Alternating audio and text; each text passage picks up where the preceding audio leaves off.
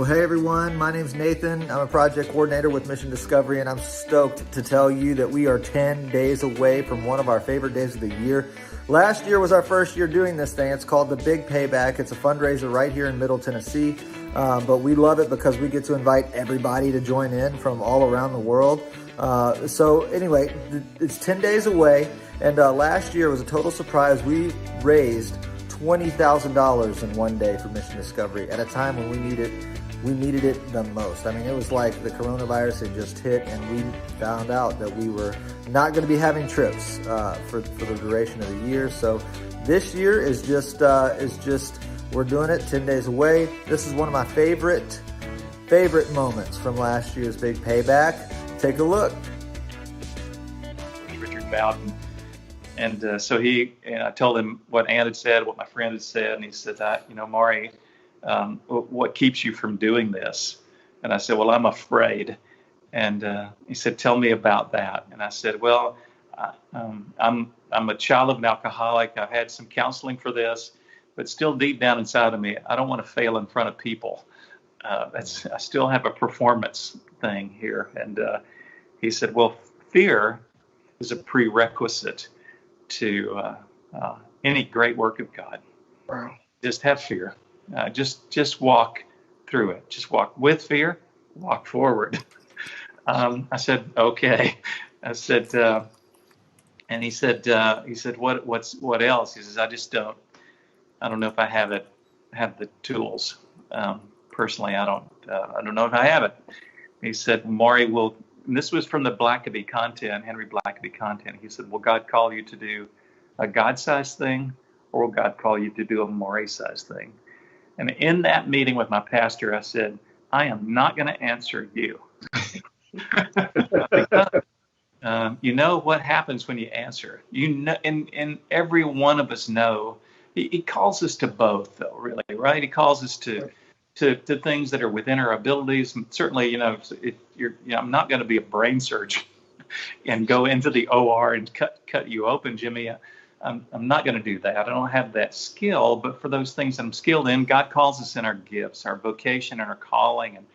And I did a lot of study on vocation and calling. I knew that some people did a vocation so they could express their calling, so that it wasn't like that their vocation was like they were passionate about it, but their vocation helped them accomplish calling, and they weren't able to do their calling full time because they had a vocation that was otherwise, right? And I realized that that's okay. It's okay to have that. It happens for me and you, but God. He asked the question. I went home, and Ann said, what did Richard say? And I told her the sentence, and he said, well, what's your answer? I said, well, I refuse to answer, Richard. And she said, well, no, I'm asking you, what is your answer? And I said, well, God calls us to do God-sized things so he can get the credit. And then I thought in my head, pardon the expression, crap. I said it out loud. And so I called my friend back, and he said, it was 4:00 in the afternoon. He said, I want you to call me at 8:00 and tell me the name of the new organization.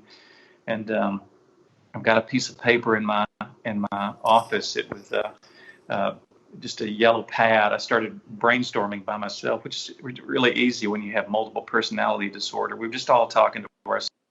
And so I started thinking about things that would fit on T-shirts.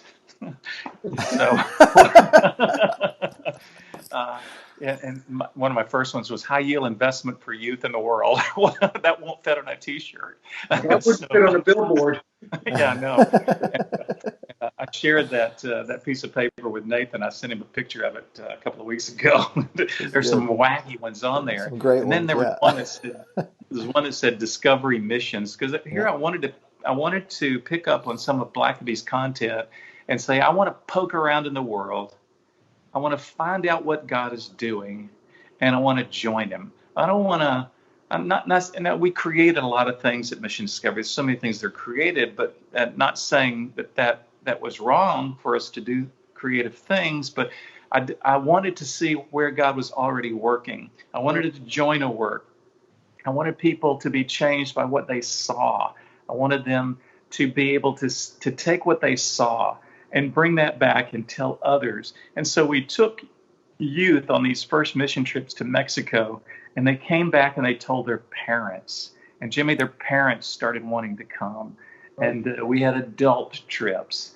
And then we always had middle school trips in Mexico, which seemed senseless, but they were the best workers.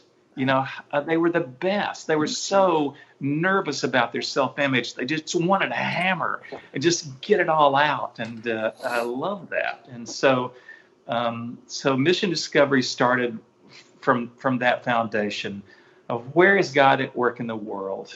And it's the question today for Mission Discovery: where is He at work today in the world? Mm-hmm. And it's the question for everybody who's been on a Mission Discovery trip. You have seen Him at work. He is at work right now, and He wants to use you right now. How do you see Him? What is He doing? Join Him. So it's no different. And